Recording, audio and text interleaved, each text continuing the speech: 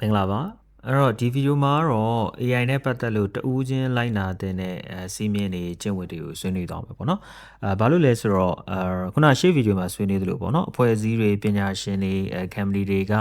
AI နဲ့ပတ်သက်လို့စီးမြင်စည်းကမ်းတွေထုတ်နေတာတွေရှိတယ်စနစ်တွေချပြီးတော့ထိန်းချုပ်ဖို့ထိန်းကျောင်းမှုလုပ်နေတာတွေရှိတယ်ဆိုပေမဲ့ဒါတွေအသက်ဝင်လာဖို့ကလည်းအချိန်တစ်ခုစောင့်ရအောင်ပဲဒါပေမဲ့အသက်ဝင်လာတယ်ဆိုရင်တောင်မှမရရအောင်ကြော်ခွပြီးတော့လုံးမယ်ဆိုရင်လုံးမှာကလည်းလူတွေပဲပေါ့နော်အဲ့ဒီအတွက်ဘာပဲပြောကိုတွေကကိုတကူစားဘယ်လိုလိုက်နိုင်ရမလဲစောင့်ထိန်ရမလဲဆိုတာကိုသိထားမယ်လိုက်နာနိုင်မယ်ဆိုရင်တော့အကောင်းဆုံးဖြစ်မှာပေါ့နော်အဲ့တော့ဆက်စချင်းတတိထားစေချင်တာကတော့ဗာလဲဆိုတော့ AI သုံးတယ်ဆိုရင်သုံးချောင်းကိုဝန်ခံတတ်တဲ့အကျင့်ရိုးရိုးသားသားဝန်ခံပေးထားတဲ့အကျင့်ရှိဖို့လိုတယ်ဒါကအရေးကြီးဆုံးစတဲ့ကိစ္စတစ်ခုလို့ကျွန်တော်တို့မြင်တယ်ဒါကြောင့်အခုဒီတင်ရိုးထဲမှာလည်းတင်နေနဲ့ကိုလည်းဒီတင်ရိုးကိုဖန်တီးတဲ့အခါမှာဗီဒီယိုတွေဖန်တီးတဲ့အခါမှာ AI နည်းပညာတွေသုံးထားတယ်ဆိုတာကိုညှက်ပြီးတော့ပြောပြတယ်ပေါ့နော်။ဘာကြောင့်လဲဆိုတော့ဒါကျင့်ဝတ်အရလဲကိုတယောက်တည်းလှုပ်ထားတာမဟုတ်ဘဲနဲ့ခုနက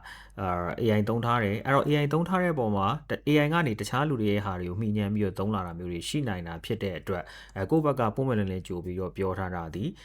ီကျင့်ဝတ်အရာလည်းကောင်းတယ်ပေါ့နော်တစ်ဖက်မှာပြီးတော့ AI က algorithm မှာပြောရတယ်လို့ hallucinate လုပ်တာတွေရှိနိုင်တယ်နော်ဟိုမှန်သူကသူကြည့်ချက်ပြီးတော့ဖြည့်ပြီးတော့ပြောလိုက်တာတွေဖြီးလိုက်တာတွေရှိနိုင်တော့ AI သုံးထားပါတယ်လို့ဝန်ခံထားတဲ့ဟာပေါ်မှာဆိုရင်ဒါမျိုး data တွေများပါလာနိုင်လားဆိုပြီးတော့လည်းချိန်လို့ရတာပေါ့နော်အခုတင်ယူကတော့ဒါ AI သုံးတယ်ဆိုပေမဲ့ AI ကိုကြီးပဲသုံးတာမဟုတ်ဘဲနဲ့အခုရဲ့control နဲ့ပြန်ပြီးတော့တွဲပြီးသွားတာဖြစ်တဲ့အတွက်မှန်ကန်တဲ့ data တွေတော့မပါသွားဘူးလို့ကိုကတော့ယူဆပါတယ်အဲ့တော့ဒါဘာကြောင့်လဲဆိုတော့အကိုကိုယ်တိုင်အဲ့မှန်တဲ့ data တွေသူ hallucinate လုပ်တာအကိုတွေ့ရတယ်တွေ့ရပြီးအဲ့ data တွေကိုပြန်ပြီးတော့ဖယ်ထုတ်ရတယ်ပြင်ခိုင်းရတာပေါ့နော်အဲ့မှာလည်းစိတ်ဝင်စားဖို့ကောင်းတာပေါ့နော်ဒါကတော့ဘုဒ္ဓတပြောတာပါအဲ့တော့အဲ့လိုမျိုးပြန်ပြီးတော့ကိုယ်တိုင်စိတ်ထဲမှာတစ်မျိုးထင်လို့စုံစမ်းခိုင်းတာလဲ AI ဝဲပြန်စုံစမ်းခိုင်းလို့ရတယ်အဲ့လိုပြန်စုံစမ်းခိုင်းတဲ့အခါကျတော့သူကိုယ်တိုင်ကမှားတယ်ဆိုတာပြန်သိပြီးတော့သူကိုယ်တိုင်ပြန်ပြီးတော့ငါပြင်ပေးမယ်ဆိုတဲ့ပုံစံမျိုးသူဆုံးဖြတ်ချက်ချတာလဲကိုတို့တတိထားမိတယ်ပေါ့နော်အဲ့တော့ပြောချင်တာကွာဟိုစကလေးကအဲ့ဆိုအမှန်တိုင်းလောက်ပါလာတယ်လို့ဟိုလူစံရစ်မယ်ဆိုရင်တော့ရစ်လို့ရတယ်ပေါ့နော်ဒါပေမဲ့မတက်နိုင်ဘူးဒီခါလေးကျရင် AI ကသူကအလုပ်ပြီးမြောက်ဖို့သူကဦးစားပေးတာเนาะချပေးလိုက်တဲ့ရည်ရွယ်ချက်ရည်မှန်းချက်ပေါ်မှာမူတည်ပြီးမြောက်ဖို့ဦးစားပေးတဲ့အတွက်ခါလေးမှရင်တော့သူကမှားသွားတာတော်သေးတယ်အဓိကဖြီးလိုက်တာတွေကနည်းနည်းစိုးတယ်အဲ့အတွက်ကိုကဖြစ်နိုင်ရင်ပြန်စစ်ဆေးရမယ်ဥမာသူကဒီအချက်လက်ပြောတယ်အဲ့ဆိုအဲ့အချက်လက်ကိုဘယ်ဖွဲ့စည်းရပြောတာလဲဒါမျိုးကိုကလိုက်ပြီးတော့လိုက်ထောက်နိုင်ရမယ်အဲ့တော့အဲ့ဖွဲ့စည်းရပြောထားတယ်လို့မင်းဗမာသိရတာလဲအဲ့ဆိုငါ့ကိုပေးဒါမျိုးကိုကလိုက်စစ်နိုင်မှာအတော်ကကြာမှာပေါ့နော်အဲ့အတွက်အခုတက်နိုင်တော့ဒါတွေလိုက်လောက်ထားပြီးတော့မှဒီတင်ရိုးဆွဲတာပါနော်အခုအနေနဲ့လည်းပုံမှန်လည်းပြောဝန်ခံတာအဲ့တော့ညီတို့ညီမတို့လည်းကိုကအိမ်စာလုပ်တဲ့အခါမှာပဲဖြစ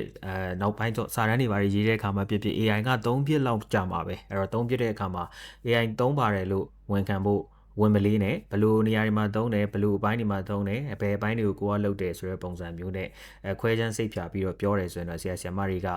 ကလက်ခံကြမယ်အကြောင်းတွေကလက်ခံကြတဲ့သဘောရှိပါတယ်เนาะအဲ့တော့နောက်တစ်ချက်ကတော့ခုနကတည်းကလည်းနည်းတော့ပါသွားပြီးသွားပြီမူလဖန်တီးတဲ့လူတွေကိုအကိုတို့ဒီ credit ပေးခြင်းရှိရမှာပေါ့နော်အဲ့တော့အဲ့မှာတစ်ခုရှိတာခုနလိုပေါ့နော်ကိုကAI ကိုခုနလိုစာသားပဲပို့လိုက်ပြီးတော့ AI ကိုဂီတတစ်ခု music တစ်ခုတခြင်းတစ်ခုဖန်တီးခိုင်းတယ်ဆိုပါစို့အဲ့ခါမှာဟာကျွန်တော်ဘယ်သူစီမှာယူရမှာမဟုတ်တာ AI ကိုဖန်တီးခိုင်းတာ AI ဝဲ credit ပေးလိုက်လို့မရအောင်လားဆိုတော့ပထမအဆင့်အဲ့အဆင့်တော့လုံနိုင်ရင်တော့ကောင်းတယ်လုံတင်တယ်ပေါ့နော်ဒုတိယအဆင့်ကတော့ပိုကောင်းတာပါဆို AI ကရောဘယ်ကနေယူထားလဲဆိုတာသိရင်ပေါ့နော်အဲ့ဒါကိုကပါလိုက်ပြီးတော့ credit ထည့်ပေးရင်တော့လည်းကောင်းတယ်တချို့ AI တွေကတော့အဲ့ဒါကိုပါ credit တခါတည်းတန်းပေးဖို့ဆိုတာမျိုးစဉ်းစားနေတယ်သူ့ရဲ့ပိုင်ရှင်တွေဘာတွေကဆွေးနွေးနေတယ်ဒါပေမဲ့တကယ်ဖြစ်လာတာတော့အခုသိမတွေ့သေးဘူးပေါ့နော်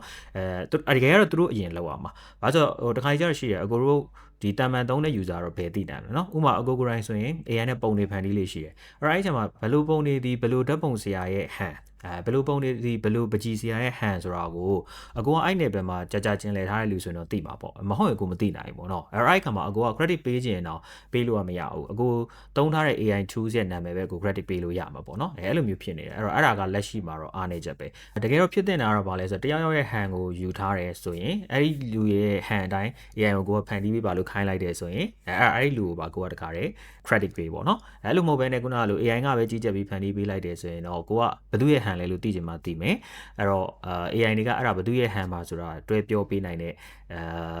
စီမင်းစီကံမျိုးရှိလာရင်တော့ပိုကောင်းတယ်လို့အကွာတော့မြင်တယ်လောလောဆယ်တော့အဲ့လိုစီမင်းစီကံမျိုးနဲ့တေချာလဲပတ်နေတာပွင့်လင်းပြောတိတ်မတွေ့မိသေးဘူးပေါ့နော်အဲ့တော့ဆက်တော့ကြိုးစားနေကြတယ်နော်AI ကိုတရားဝိုင်းဆွဲနေကြတာတွေလည်းအများကြီးရှိတယ်အဲ့လိုပေါ့ဓာတ်ပုံပညာရှင်တချို့ AI ကိုတရားဆွဲဘူးတယ်ဆွဲနေတာရှိတယ်ပြီးရင်ပို့ပြီးသိတာတာခုနဂီတပညာရှင်တွေပေါ့နော်ဂီတပညာရှင်ရာကနန်းတော့ကတ်မလားမသိဘူးအဲ့လိုအားလုံးစုပြီးတော့တရားဆွဲတဲ့ကိစ္စတွေလက်ရှိဖြစ်နေတာရှိတယ်ပေါ့နော်Okay အဲ့တော့ဒါက AI ကို credit ပေးတဲ့နဲ့သို့မဟုတ် AI ကထပ်ပြီးတော့ကူးယူထားတဲ့မူရင်းလူကိုသိရင် credit ပေးတဲ့နဲ့ဆိုတော့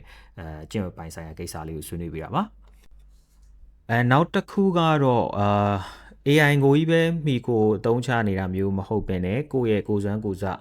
တွေးစမ်းတွေးစားကိုလည်းတုံးမတော့အောင်အမြဲတမ်းသတိထားဖို့ပေါ့နော်အဲ့တော့ AI နဲ့တွဲလို့ဒါပေမဲ့ကိုယ့်ရဲ့ဆုံးဖြတ်ချက်က final ဖြစ်ပလေစေပေါ့နော်မဟုတ်ရင် AI ကကြီးပဲပို့ပြီးကျွတ်လာမယ် trend လာမယ်ကိုကတပြေးပြေးဝိသွားမယ်ပေါ့နော်တပြေးပြေးအားနေသွားမယ်သို့မဟုတ်ရှိတဲ့နေရာမှာပဲရက်ပြီးတော့ကြံခဲ့မယ်ဒါဆိုရင်တေးကြတယ်အဲ့လိုမျိုးကြံခဲ့တဲ့လူများလေ AI ကတိုးတက်တဲ့ AI တွေကများလာလေလူတွေဒီ AI ရဲ့ထိန်းချုပ်မှုလွှမ်းမိုးမှုခံရသွားနိုင်ဖို့ပိုများတာပေါ့နော်အဲ့တော့အဲ့ဒီအဆင့်ကြီးမရောက်ရင်တော့မှတေးကြတာတခုကကိုကကြံခဲ့မှာဖြစ်တဲ့အတွက်AI ကိုအဲ့လိုမကြံခဲ့ဘဲနဲ့ AI နဲ့တွဲပြီးတက်သွားနိုင်တဲ့လူနဲ့ရှင်လိုက်ရင်ကိုကပြတ်ကြံခဲ့ဦးမှာပဲဟုတ်ပြီနော်အဲ့အတွက်အဲ့တော့ AI ကိုကြီးပဲအလွန်ကျွံအားကိုးနေတာမျိုးမဖြစ်ဘဲနဲ့ကိုယ့်ရဲ့ညံရည်ညံသွေးကိုတွေးနေမိအောင်တော့လဲတတိထားမယ်နော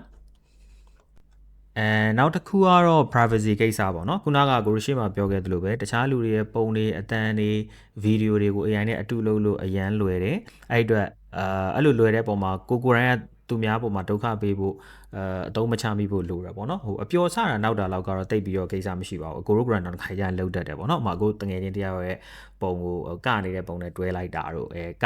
သူ့ရဲ့ဗီဒီယိုကနေတဲ့ဗီဒီယိုဖြစ်သွားတာတို့စပဲဒါမျိုးအပျော်ပေါ့ပပတော့ကိစ္စမရှိဘူးဒါပေမဲ့ဒါတောင်မှဟိုဘာပြောသူစိတ်ကွက်တယ်ဆိုရင်ကိုစက်မလုပ်တင်ဘူးပေါ့နော်အဲ့ဒါမျိုးအဲ့တော့မစခင်မှာကြိုးပြီးခွင့်တောင်းရင်ခွင့်တောင်းသို့မဟုတ်လဲစပြီးရင်ဒီလိုလေးတော့စားထားတယ်အဆင်ပြေလား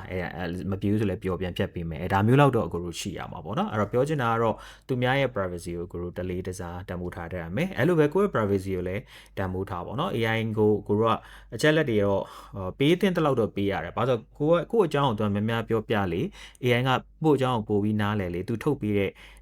ချက်လက်တွေကလည်းကိုယ့်အတွက်အကြံဉာဏ်တွေကလည်းကိုယ့်အတွက်ပို့ပြီးတော့ကိုက်ညီလေဆိုတာမျိုးဖြစ်တာအောင်နော်ဒါပေမဲ့တစ်ဖက်မှာလည်းအလွန်ကျွံအရန်အရေးကြီးတဲ့အချက်လက်တွေကို AI မပေးထားမိဖို့လိုတယ်အဲ့လိုပေးထားမိတဲ့ဟာတွေက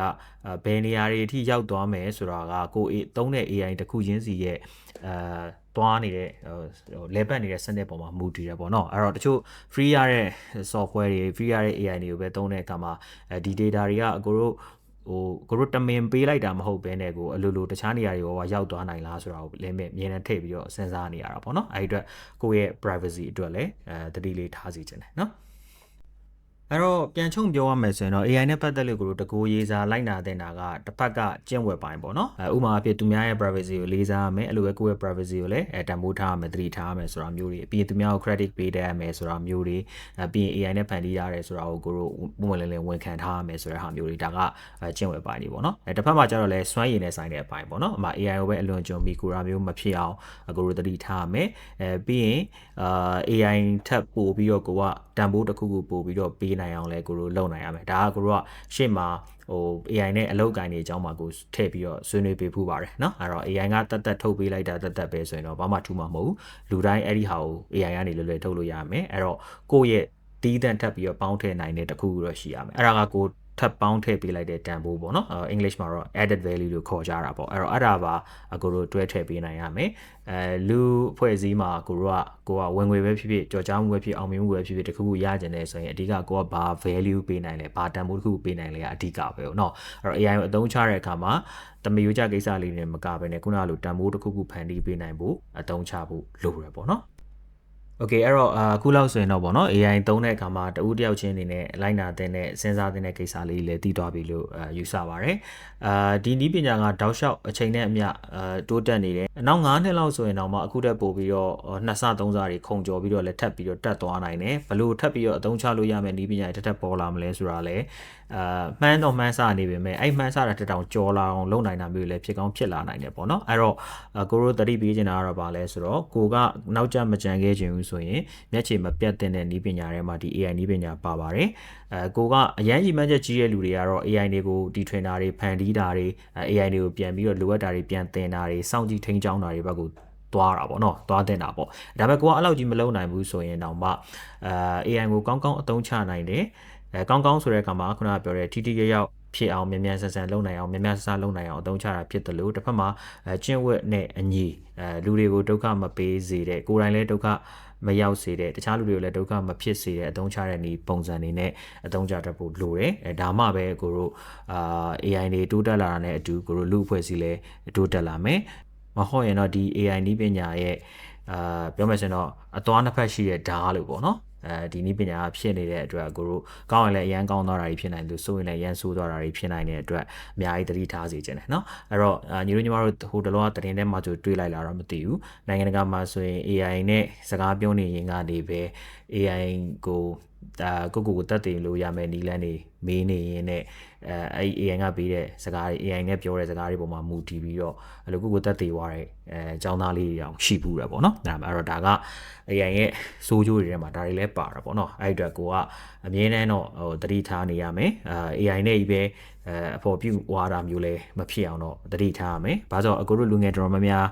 ဒီအချိန်မှာဟိုအထီးကျန်တာတယောက်တည်းဟိုငါ့ကိုဘယ်သူမှနားလည်းမပေးနိုင်ဘူးလို့ခံစားနေရတာမျိုးတွေရှိတတ်တာအောင်เนาะအဲ့တော့အဲ့ကမျိုးမှာတခြားလူတွေစကားသွားပြောမယ်ဆိုရင်တို့ကကိုယ်အချိန်ပေးနိုင်ကြမှာပေးနိုင်မယ် AI ကအမြဲတမ်းအချိန်ပေးနေနိုင်တယ်ပေါ့နော်အဲ့တော့အဲ့ပုံမှာမူတည်ပြီးတော့ AI ကိုပဲအမြဲတမ်းတောက်လျှောက်ပြောနေရင်လည်းအဓိကသတိထားဖို့က AI ကလူရဲ့အကြိုက်ကိုလိုက်ပြီးပြောတာလူလိုချင်တာကိုသူကလိုက်ပြီးပြောတာဖြစ်တဲ့အတွက်တခါတလေမှာခုနလိုမျိုးကိုရိုင်းကအရန်ကိုစိတ်ကအစင်မပြေဖြစ်နေတယ်အမှောင်ချက်ဖြန်းဖြစ်နေတဲ့အခါမှာ AI ကပြန်တဲ့ပေးတာမျိုးမဟုတ်ဘဲနဲ့ပေါ့နော်ကိုကို follow လိုက်ပြီးတော့စကားပြောနေတယ်ကိုစိတ်ကပို့ပြီးတော့လေးသွားတာတွေအမှောင်ဘက်ချမ်းအောင်ရောက်သွားတာမျိုးတွေလည်းဖြစ်နိုင်တာဖြစ်တဲ့အတွက်အကိုတို့ AI ကိုအသုံးချတာလည်းချပါဒါပေမဲ့လူအတိုင်းဝိုင်းလူအဖွဲ့အစည်းနဲ့လည်းအဆက်အသွယ်မပြတ်သွားဖို့လိုတယ်ရင်းနှီးနှွေးထွေးတဲ့ပတ်ဝန်းကျင်တစ်ခုရှိနေဖို့လိုတယ်ပေါ့နော်အဲ့ဒါလေးကိုတော့ကိုနောက်ဆုံးသတိပေးလိုက်ချင်ပါတယ် AI ကိုသုံးတာဒီကိုတို့လူအဖွဲ့အစည်းကိုပို့ပြီးတော့ကောင်းမွန်တဲ့အနေအထားဖြစ်လာအောင်ကိုတို့သုံးတာမျိုးပဲဖြစ်စေခြင်း ਨੇ အဲ့တော့အဲ့လိုမဟုတ်ဘဲနဲ့လူဖွဲ့စည်းကိုပြန်ပြီးတော့ဒုက္ခဖြစ်စေတာမျိုးကိုပြန်ပြီးတော့ဒုက္ခဖြစ်စေတာမျိုးမဖြစ်အောင်လို့ကိုတို့သတိထားပြီးတော့သုံးသွားရမှာပေါ့နော်အခုလောက်ဆိုရင်တော့ပေါ့နော်ဒီ AI literacy နဲ့ပတ်သက်တဲ့အကြောင်းအရာလေးတွေကိုဆွေးနွေးလို့ပြီးပါပြီညီတို့ညီမတို့သိကျင်တာတွေရှိရဲဆိုလဲကိုတို့ကိုမေးခွန်းလေးတွေမေးထားလို့ရတယ်ကိုတို့အချိန်ရတဲ့ပုံမှာမူတည်ပြီးတော့အကြောင်းအရာပေါ်မှာမူတည်ပြီးတော့ကိုတို့တွေကြားဆရာမတွေကဝင်ပြီးတော့ဖြည့်ပေးပါလိမ့်မယ်ပြီးတော့နိုင်ငံတကာမှာရှိတဲ့ AI နဲ့ပတ်သက်တဲ့ဝါသနာရှင်တွေစိတ်ဝင်စားတဲ့အဖွဲ့အစည်းတွေလည်း join လာပြီးတော့မေးလို့ရတယ်ပြည်တွင်းမှာရှိတဲ့အဖွဲ့အစည်းလည်းတချို့လည်းရှိပါတယ်เนาะအဲ့တော့အဓိကတော့ခုနကဟောပဲသတိပြန်ပေးရရင်တော့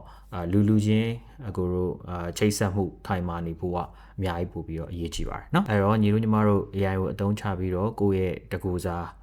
ကောင်းရကောင်းကျိုးတွေတင်မကလူဖွဲ့စည်းရဲ့ကောင်းရကောင်းကျိုးတွေကလှုပ်ဆောင်နိုင်ကြပါစေလို့ကိုဆုတောင်းပေးနေညီကုန်းချုပ်လိုက်ပါတယ်